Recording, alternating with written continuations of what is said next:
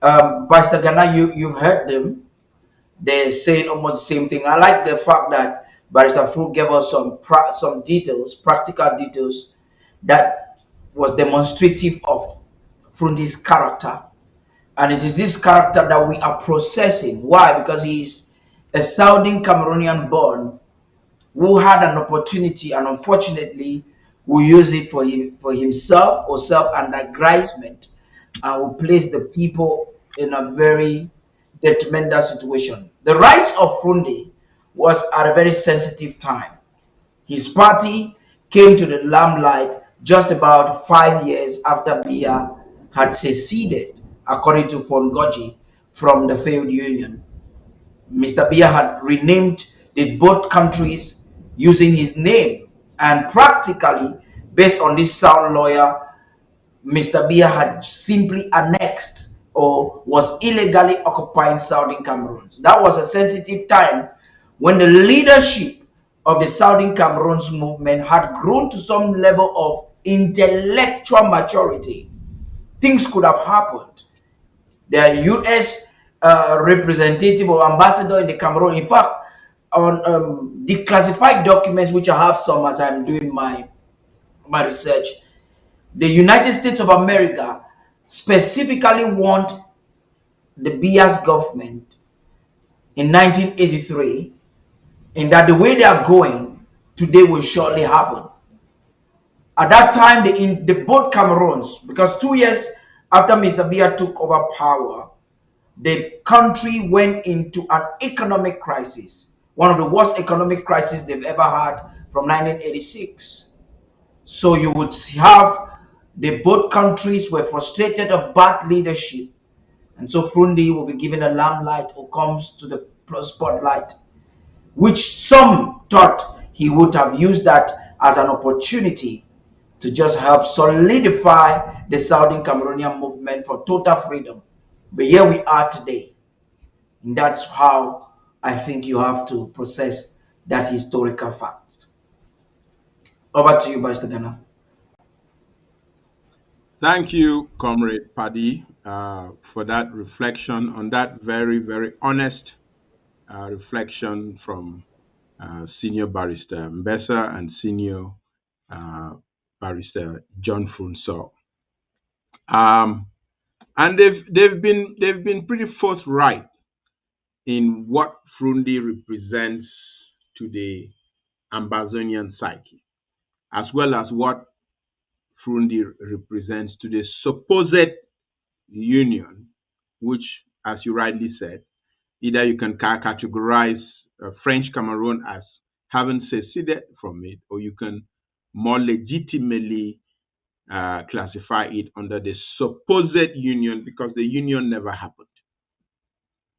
But there are three groupings of Southern Cameroon's leaders. There are three groupings of Ambazonian leaders, and I just want to assess it from the point of where Frundi falls.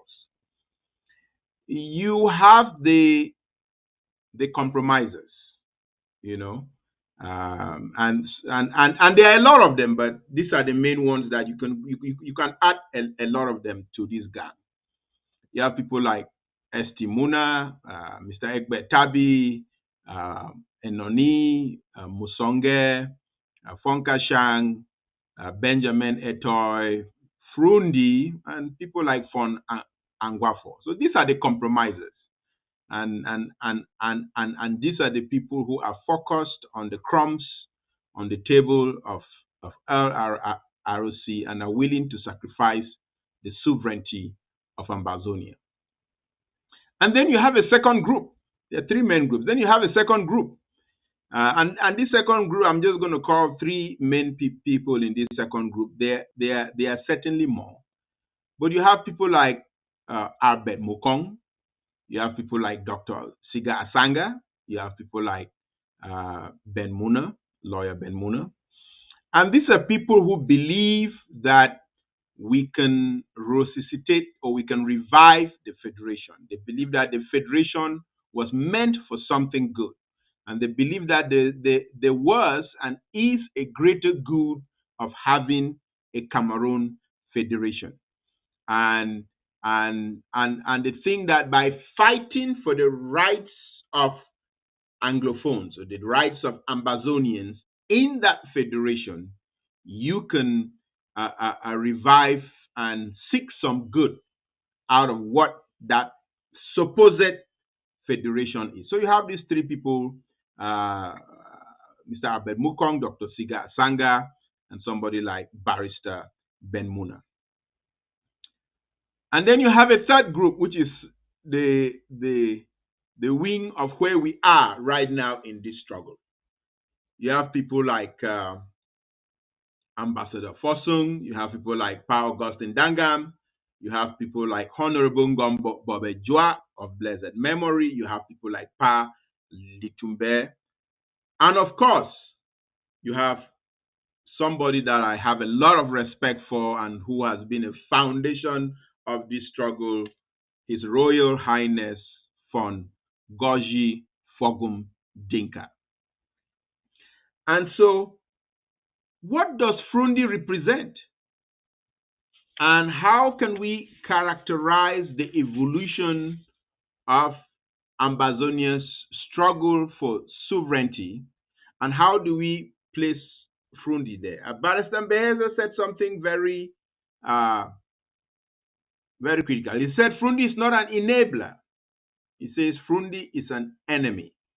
I don't know if I would use the word enemy, but and I don't attach a lot of blame to Frundi. I don't Frundi in the long run. Frundi is going to be inconsequential, and I'll tell you why.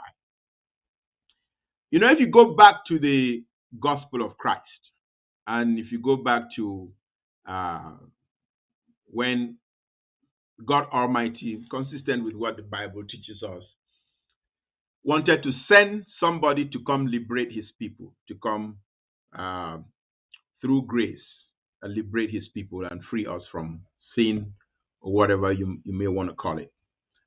God sent somebody who was convinced of that mission. God sent somebody who could carry that mission in his heart. God sent somebody who was a true disciple of that mission. And if God had sent somebody like Satan to come represent that mission, it would have failed because we know both the nurture and the nature of who Satan is. And so my blame is not on Frundi. There are five main people who were known to have conceived the SDF. These five main people, and my senior barristers here can correct me if I'm wrong, included Albert Mukong, Robert Mbanga, Mr. Clement Ngwasiri, Justice Nyok Wakai, and of course, one of the foremost intellectuals amongst them, Dr. Siga Asanga. Of these five people who sat and conceived the SDF, people like Barrister Ben Muna came in later, but of these five people, at that time consistent with the laws of the Republic of Cameroon, you had to have two signatures to launch a party. Now, I think it's Barrister Mbesa who rightly said the the seat of conception, the intellectual seat of conception of the SDF came from Albert Mukong, and then he grouped the others. But when they were going to register the party, Albert Mukong at that time was locked up in Douala. I think was locked up with one other French Cameroon activist. Was his name Ekindi or something like that? But you needed two signatures to be able to deposit the registration of the SDF. And this is where the SDF fails. Things succeed from the beginning or they fail from the beginning.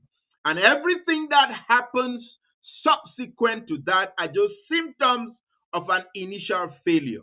And that is why we have to appreciate where we are with the interim government. Because the interim government was conceived during the fourth conclave, or what was conceived as the leadership of the struggle that morphed into the SDF, into the interim government.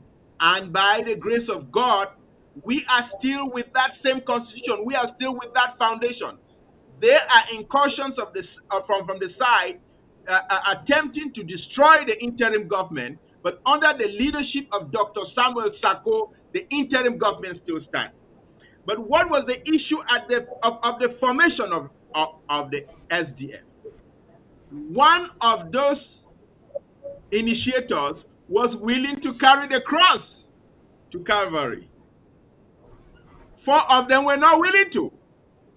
Justice Nyokwai, Mr. Ngwasiri, Robert Banga, none of them were. Abed Mukong was locked up, so Abed Mukong could not sign. And so it was, as Barrister Fruso rightly said, Dr. Siga Asanga did not want that thing to die in his hand, so he went to his relative. I don't know which of them is an uncle to each other, but he went to his relative, who was at that time called Mr. Ebibi, because he ran a BB book center in Bamenda. As a young man, I used to go chat with him at a BB book center. He went to a BB and he asked a BB if a BB could. And a BB had been a courageous man. That's Frundi, in case you don't know who I'm calling Mr. Ebibi. He had been a courageous Yeah, man. I know when I was young, they were calling him a BB. The bookshop Correct. was a BB bookshop. Correct. He had been the president of PWD. Bamenda, he had challenged Chidi Achu in Mezam and all of that. And he was somebody willing to step his foot in the ring. But the key problem was that the other three people who believed in the message, who believed that the SDF could be formed as a party to address the concerns of the Southern Cameroons in the supposed Federation of Cameroon, were not willing to sacrifice themselves. They said they had young children. Justice Nyowakai said he still had his young children. The other gentleman, Gwasiri, who was a professor at the University of Yaoundé, he had a government job. He did not want to lose his job. So they had their excuses, and so it fell into the hands of an opportunist. And so that is where the SDF failed. The SDF failed at its conception. And that is why whenever Frundi came to a junction, if he was going to choose sacrificing himself to free the people, remember the message of Christ. Even Christ said in the Garden of Gethsemane, if it is your will, Lord, let this cup pass away from me. But God said, and he carried the cross. Whenever Frundi came to that point where he needed to carry the cross, he bucked. He buckled at the knees.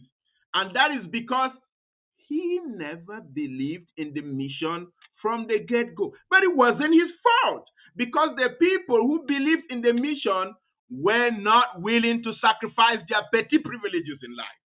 So it's not Frundi's problem. Frundi is an opportunist who took the opportunity and cashed in.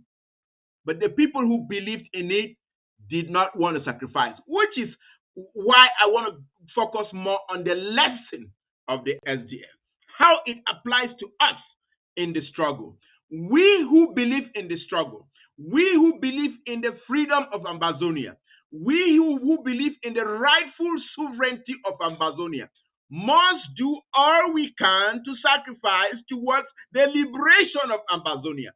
We must do all we can to ensure that the leadership of persecuting this struggle to its rightful conclusion does not fall into the hands of the wrong people, does not fall into the hands of people like, you name it, all of those who have been negotiating to sell this revolution. Those are just other clowns or other clones of Frundi. But again, as a young man, when I used to visit I was there at Tarakun, by the way, Barrister so we were there at the launching of the SDF at the Tarakun Park on that afternoon, where we had a little rain after we launched it.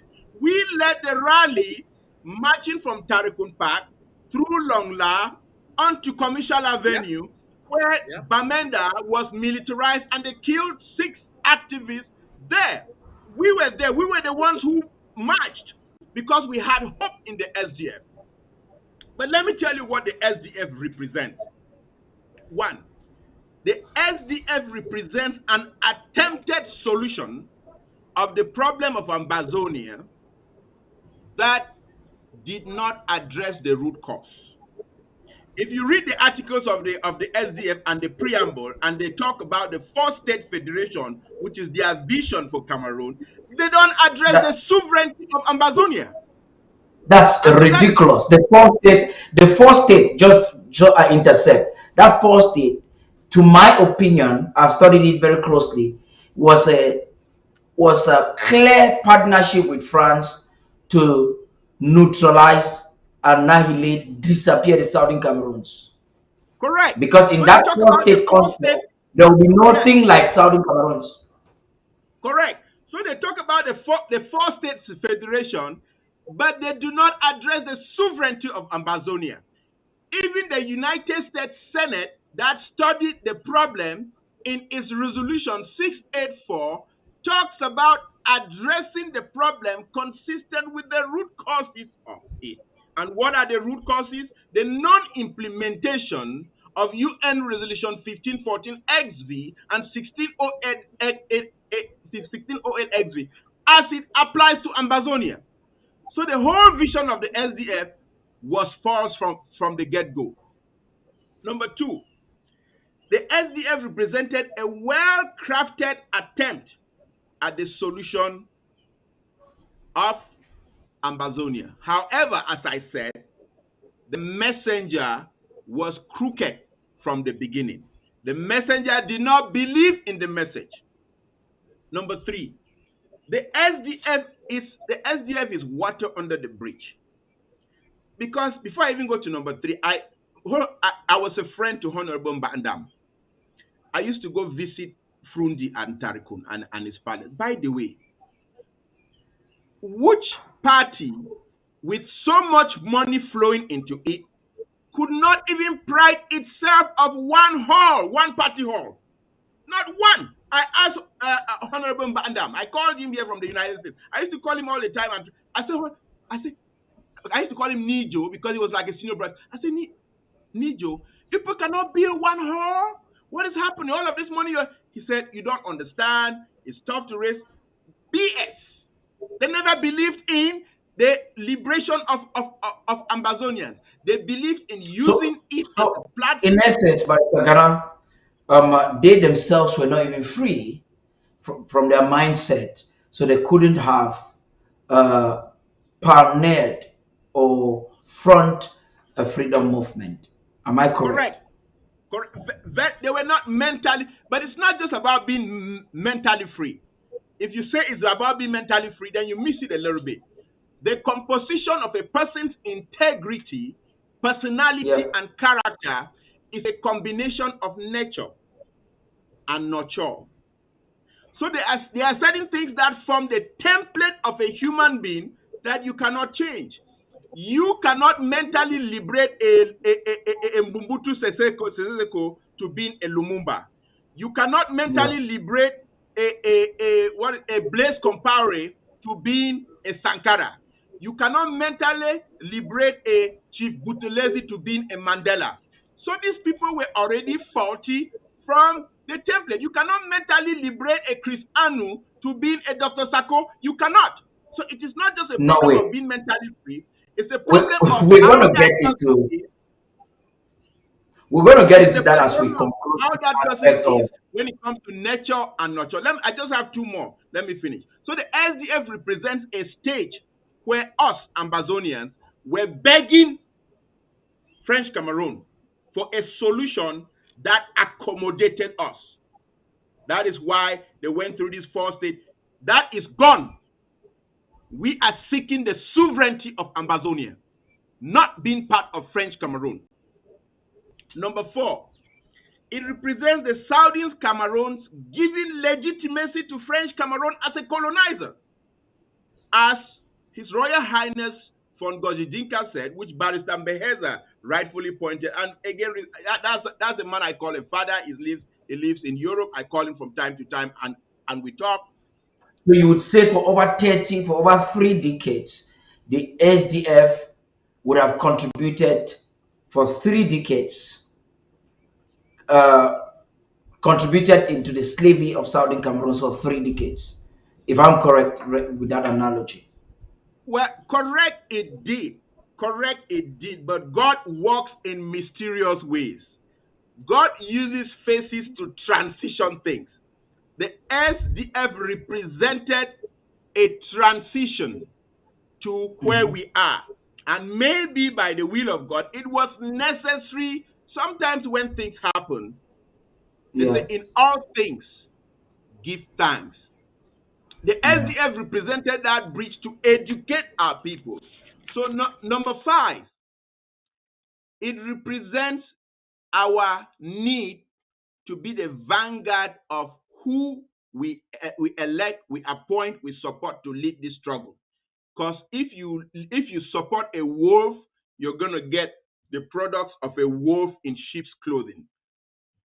And the last one, it represents our ability also to be a vanguard on the resources that are raised to manage the revolution. Because, like I said, not even one party hall was built. Who holds neck meetings in his home? Who transforms his home into a whole palace and then makes the whole party about him? I remember when there was a journalist in Cameroon interviewing Frundi. I think his name was Mr. Tamfu. And he asked Frundi, he said, you're getting old. Have you thought about strategizing on who your successor is going to be? Frundi's answer was very encapsulating of who Frundi was.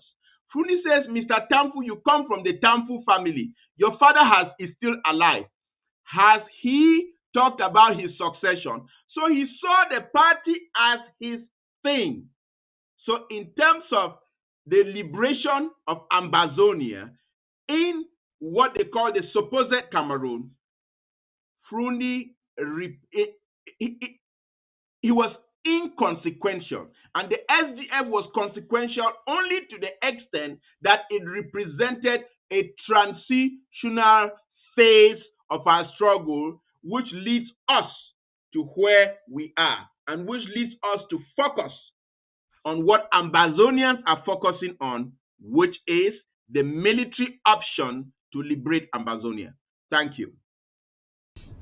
Thank you, Barr Gana.